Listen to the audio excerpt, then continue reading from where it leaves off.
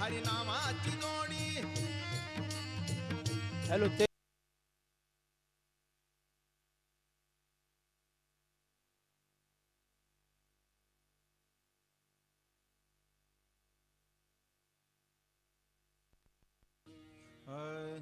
नाम संकीर्तन वैष्णवांची जोडी पापे अनंत कोडी गेली त्यांची पापे अनंत कोडी गेली त्या सुस्वागतम सुस्वागतम.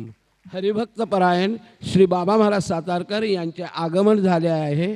आपल्या नेहमीच्या प्रथेप्रमाणे आज भावे हायस्कूल प्राथमिक विद्यालयाच्या मुख्याध्यापिका सौ जोशी व श्री जोशी हे महाराजांचा हार घालून व पोथीला हार घालून स्वागत करतील.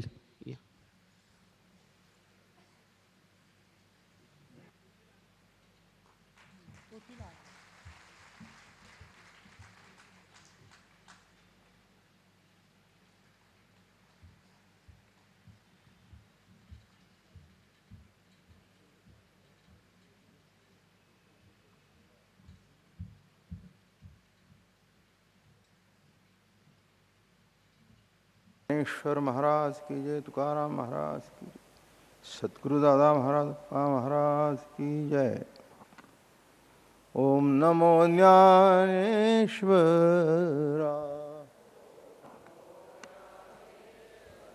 करुणा करा दयाळा, करुणा करा दयाळा, तुमचा अनुग्रह लाधलो, पावन झालो चराचरी, पावन झालो चराचरी, तुमचा अनुग्रह लाधलो. मी कळा कुसरी काहीच नेणे, मी कळा कुसरी काहीच नेणे, बोलतो वचने अतिभाविका,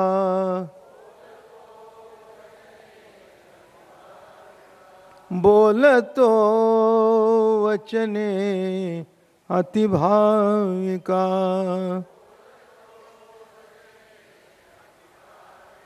तुमचा अनुग्रह लाधलो, पावन झालो चराचरी, तुमचा अनुग्रह लाधलो. एका जनार्दनी तुमचा दास, एका जनार्दनी तुमचा दास, त्याची आस पुरवावी, त्याची आस पुरवावी, तुमचा अनुग्रह लाधलो, पावन झालो चराचरी,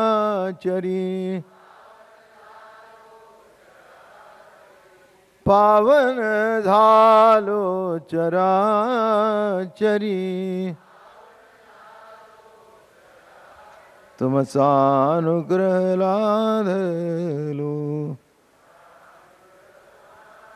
पुंडलिकावरती हरी विठ्ठल श्री ज्ञानदेव तुकाराम ज्ञानेश्वर तुकाराम महाराज. वैष्णव संत श्रेष्ठ ज्ञानेश्वर भगवान आणि अमृतानुभवाच्या माध्यमातून जगताकडे बघण्याची एक अलौकिक दृष्टी प्राप्त करून दिली. नित्यनेमाने अखंड सांगत असतो, जगत जर आपण निर्माण केलं नाही तर जगत पालटू शकत नाही.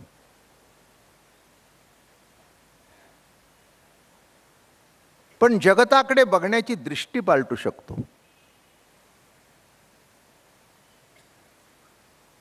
आणि दृष्टी पालटण्याकरताच प्रवचन कीर्तन असतं.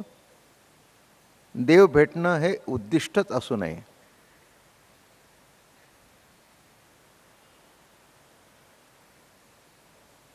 माणसं म्हणतील, महाराज काय म्हणता, रोज तोच विषय आहे. जी परमसत्ता तुमच्या अगोदर होती, तुमच्या बरोबर आहे आणि तुम्ही गेले तरी असणारच आहे, ती भेटायचा प्रश्न कुठे येतो? परमात्मा कधीच कुणाला भेटला नाही, फक्त कळला.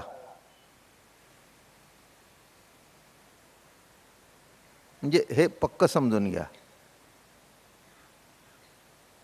अर्जुनाला बायकोचा भाऊ भेटला होता, आत्याचा मुलगा भेटला होता, कृष्ण भेटला होता, पण गीता ऐकल्यानंतर देव भेटला. तत्पूर्वी भेटला नव्हता का? भेटला होता, पण देवाकडे बघण्याची दृष्टी नव्हती. त्याला वाटत होतं याच्यात काय विशेष आहे, आपल्याबरोबर गोट्या खेळलाय, सारेपाठ खेळताना ज्ञानेश्वरी तोव्याच आहेत तशा. हो, लांडीला वाडी केली, आम्ही त्याच्यावर खोटे डाव दिले, त्यांनी आमच्यावर खोटे डाव दिले. असा कुठे देव असतो का? बरं, याची कृष्ण लीला बघून सुद्धा आम्हाला असं वाटायचं, असा कुठे देव असतो का? म्हणून नित्य सान्निध्यामध्ये असून सुद्धा आम्हाला तो देव कधी वाटला नाही. आमच्या बायकोचा भाऊच वाटला. आणि बायकोचा भाऊ असल्या कारणाने आमचं वर्चस्व होतं त्याच्यावर. बहिणीचा भाऊ निराळा आणि बायकोचा भाऊ निराळा, दोन्ही मेहुणेच. तेव्हा हा तर बायकोचा भाऊ होता, वर्चस्व होतं, त्याची बहीण याच्या घरात नांदत होती. बर, जिगरी दोस्त होते, लंगोटी यार होते. अर्जुन मैत्रियेचा खुवासा म्हणतातच आहे ज्ञानेश्वरी. अर्जुन मैत्रियेचा खुवासा की सुखे शृंगार लिया माणसा दर्पणू जो. अरे अर्जुना, तू कसा आहेस? सुखाने शृंगार केलेली एखादी व्यक्ती असू दे आणि त्याला आपलं रूप बघण्याचा तू आरसा आहेस, तसं तू माझा आरसा आहेस. इतकं सख्यत्व. म्हणजे सख्यत्व इतकं असून सुद्धा देव कळला असं समजण्याची गरज नाही. बरं, भेटला ह्या म्हणण्यात काही अर्थ नाही, कारण भेटूनच होता. पण भेटून सुद्धा कळणं, म्हणून पुष्कळ वेळेला मुलाबाळांना बाप कळत नाही. मेल्यानंतर बँकेतली शिल्लक त्याच्या नावाने ठेवलेली बघून मग बाप कळतो.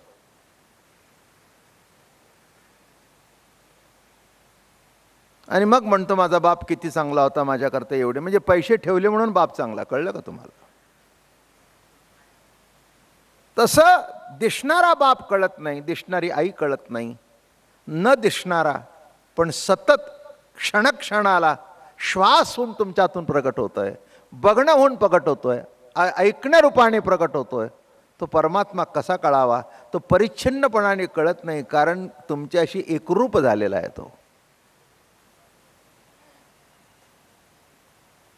तेव्हा ती एकरूपता दृष्टीच्या पलीकडे आहे आणि वाणीच्या पलीकडे आहे.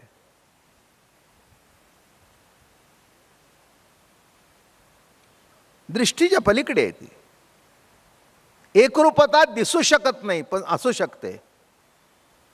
पती पत्नीची एकरूपता असू शकते पण दिसू शकत नाही. वेळी प्रसंगी तो तिला रागवतो सुद्धा, ती उलटसुलट बोलते, तरी पण 5 मिनिटांनी पुन्हा येते.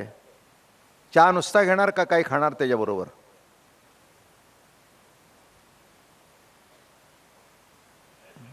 लोकांना वाटलंय भांडतायत.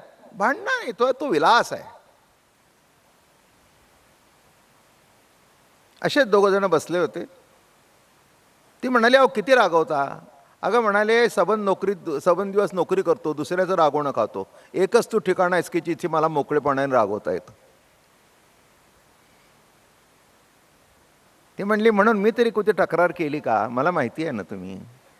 एकरूपता कळली का? याला म्हणतात एकरूपता. म्हणून जिथे एकरूपता आहे तो कोणत्याही अवस्थेमध्ये संसार कधी बिघडत नाही. पती पत्नीची एकरूपता हा संसाराचा कळस आणि प्रभूची एकरूपता हा परमार्थाचा कळस. म्हणून तो दृष्टीने दिसत नाही, जाणीवेने समजून घेता येत नाही. म्हणून या ठिकाणी महाराज मोठ्या कौतुकाने म्हणाले, आमची करवे गोठी ती आलीची नाही वाक सृष्टी. अरे आमच्या स्वरूपाचं वर्णन करील असं वाक सृष्टी निर्माण झाली नाही. अरे इकडे बोलू नका, डाव्या हाताला कोण बसलंय ते.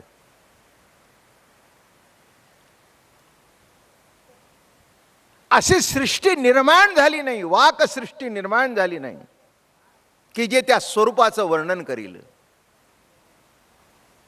स्वरूप मात्र तुम्ही असल्या कारणाने त्याचं परिच्छिन्नपणाने वर्णन करता येत नाही, फक्त अनुभव करता येतो.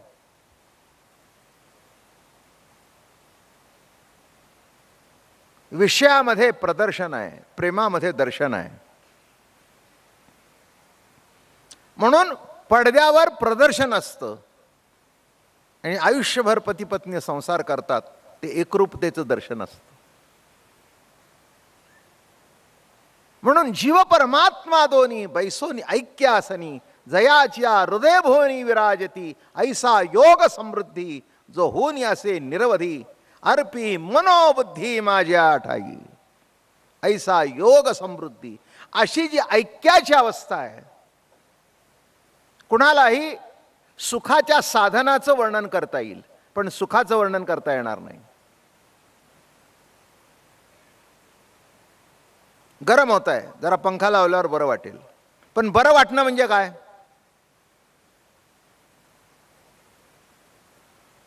वर्णन नाही. मग त्याला सांगावं तूही पंख्याखाली बस. हां म्हणलं हे जे वाटतं ते बरं वाटतंय. जसं कृतीचं वर्णन करता येतं पण अवस्थेचं वर्णन करता येत नाही. म्हणून ज्ञानोबाराय एका ठिकाणी म्हणाले आपल्या विरहिणीमध्ये, अवस्था धाकुटी म्हणू नये, किंबहुना ती अवस्था प्राप्त होण्याकरता परमार्थ आहे, देव भेटण्याकरता बिलकुल नाही. जे सांगायचे ते सांगोत, कदाचित त्यांनाच भेटला नसेल म्हणून देव भेटला नाही असं म्हणतात. एकच ईश सत्ता अशी आहे, प्रत्ययरूप परमात्मा, द्रष्टारूप परमात्मा, तो तुम्हाला कधीही सोडून गेला नाही. परीक्षिती राजाचं रक्षण केलं असं नव्हे, गर्भामध्ये तुमचंही रक्षण करतो.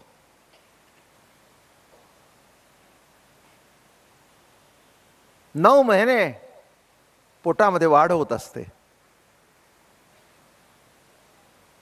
बरं का. आईच्या श्वासातून त्या बाळाला श्वास मिळतो,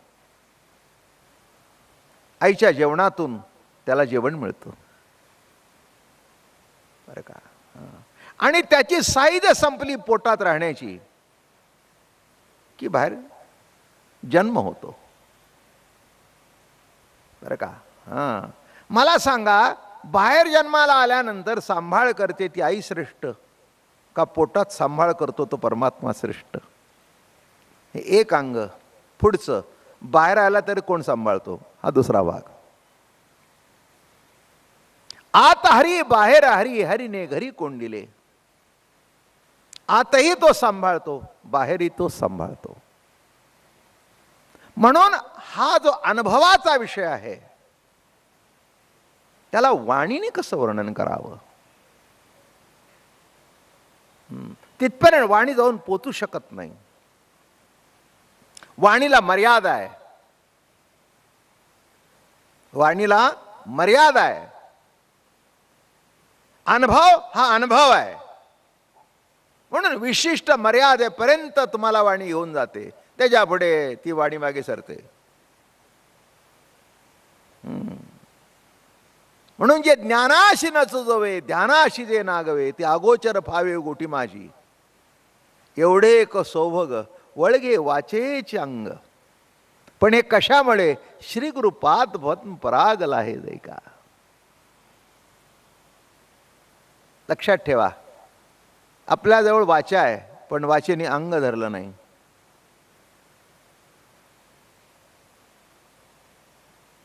नुसती हडकुळी वाचा आहे,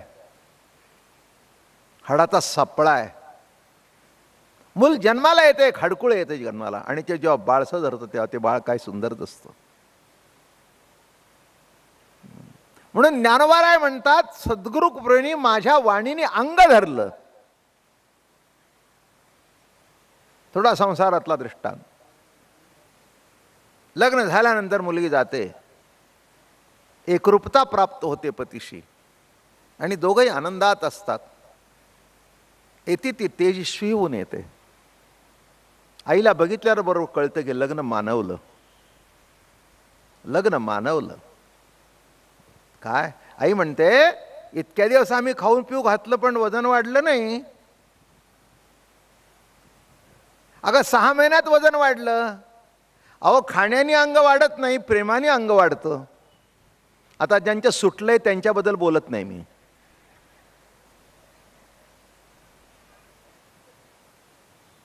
कारण त्याच्यातला 2 भाग आहेत, बाळसं निराळ आणि सूज निराळी. माझं बोलणं कळलं का? अर्थ काय आहे? बाळसं हा भाग निराळा आहे आणि सूज हा भाग निराळा आहे. ह्या दोन्हीतला फरक जर नीट कळला तर तुमच्या लक्षात येईल की काय भानगड आहे. आणि म्हणून या ठिकाणी महाराज मोठ्या कौतुकाने सांगतायत, काय घडलं? आमचे करवी गोठी ते झालीची नाही वाक सृष्टी. आमच्या दृष्टिकोनातून अशी वाक सृष्टी निर्माण झाली नाही की ज्या शब्दाने त्या अवस्थेचं वर्णन करावं. विचार मागुता पाऊली सरे, तरकू आयणी ने घे अंगी दयाच्या. मनाची दिठी न लगे, दृष्टी न रिगे. ते माझ्या वाणीने काय वर्णन करू? म्हणून काही न बोलोणी आता उगाच चरणी ठेविजे माता हेची भरे. म्हणून शब्दातीत वाचातीत परात्पर ध्वनी ओंकार न पवेची. वाचातीत आहे, शब्दातीत आहे, किंबहुना ओंकार ध्वनी सुद्धा तिथपर्यंत जाऊन पोहोचू शकत नाही. आता अशाला कोणची बाराखडी आणू त्याचं वर्णन करण्याकरता? आई वडिलांनी केलेलं प्रेम, याला शब्द नाहीत म्हणून थोर तुझे उपकार. एकट्या आईबद्दल मी बोलणार नाही. माणसं फक्त आईचं वर्णन करतात, बापाला बाजूला सारतात. मला कधीच पटलेलं नाही. म्हणून आई थोर तुझे उपकार, तसे बाबा तुमचे उपकार थोर आहेत. ही एकांगी माणसं आहेत. आलं का लक्षात? हां, आपल्या जीवनाच्या यशामध्ये जेवढा आईचा वाटा आहे तेवढाच बापाचा वाटा आहे. 9 महिने तिने पोटात वाढवलं, ठीक आहे, तिला तसं इंद्रिय दिलं म्हणून वाढवलं. आम्हाला दिलं असतं तर आम्ही वाढवलं असतं, त्यात विशेष काय? म्हणून बापाला कमी म्हणण्याचं काही कारण नाही, त्याच्याकरता ते काम ठेवलेलं आहे. पण जे मुळात वाढलं ना, तो बापच वाढला. जे पोटामध्ये वाढलं ना, आईचं पोट आहे पण पोटामध्ये जो वाढला तो बापच आहे. तेव्हा असं बायफर्गेशन करून जमत नसतं, नाही का? ईश्वरी सत्ता प्रत्ययरूप आणि प्रतितीरूपातून जेव्हा प्रकट होते तेव्हा प्रत्ययाची जर ती प्रतिती असेल तर ती कमी कशी असेल? एका श्रीमंताची बायको आहे. असं आहे का की मालकाची श्रीमंती जास्ती आहे आणि बायकोची कमी आहे? लग्न झाल्याबरोबर जेवढी श्रीमंती त्याची तेवढीच तिची. माझं बोलणं कळलं का? हां, जेवढी श्रीमंती, उलट त्याला तरी खटाटप करावा लागतो. याला हिला काही खटाटोप न करता हिची शिल्लक वाढत असते. बरोबर आहे की नाही? हां, मग जेवढी ह्याची श्रीमंती तसं जेवढा पुरुष श्रेष्ठ आहे तेवढीच प्रकृतीही श्रेष्ठ आहे. म्हणून प्रत्ययाची प्रतीती, प्रतीती कोणाची? दुसरी कोणाची प्रतीती नाही. म्हणून या ठिकाणी महाराज म्हणाले, आमचे करवे गोठी ते झालीची नाही वाक सृष्टी. आमची गोठी कुणी करेल? अरे असे शब्द निर्माण झाले नाहीत. शब्दातीत परात्पर, शब्दाच्या परेही परते, पश्यंती वरुते, मध्यमे तत्वता नकळे हरी.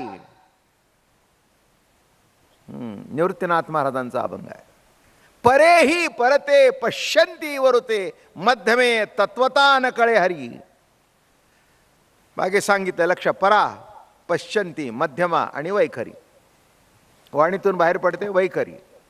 नाभीजवळ आहे परा, त्याच्यावर आली पश्यंती, मध्यमा, आणि बाहेर पडते ती वैखरी. आता परेमध्येच जर तिची जाणीव नसेल तर वैखरीमधून कुठून प्रकट होणार? म्हणून परेही परते, पश्यंती वरुते, मध्यमे तत्वता न कळे हरी. तो हा कृष्ण रूप नंदाचे घरी. म्हणून कृष्णाचं वर्णन करताना असं केलं, म्हणजे स्वरूप असं आहे. म्हणून या ठिकाणी म्हणाले, आमचे देखो दिठी ते दिठीचे नव्हे. चला शब्द मागे टाकला, आता पुन्हा दृष्टीवर आले. असं आमच्याकडे दृष्टी नाही की त्या दृष्टीने त्याला बघावा. पुन्हा सांगतो, आमच्याकडे डोळे आहेत पण दृष्टी नाही.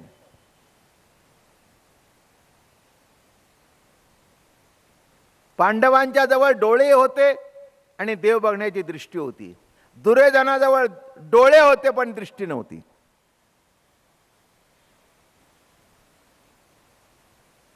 म्हणून ज्यांच्याकडे दृष्टी नाही ते कौरव आणि दृष्टी आहे ते पांडव. नाही का? आणि त्याची संख्या जास्ती आहे. चांगली चांगली सुद्धा माणसं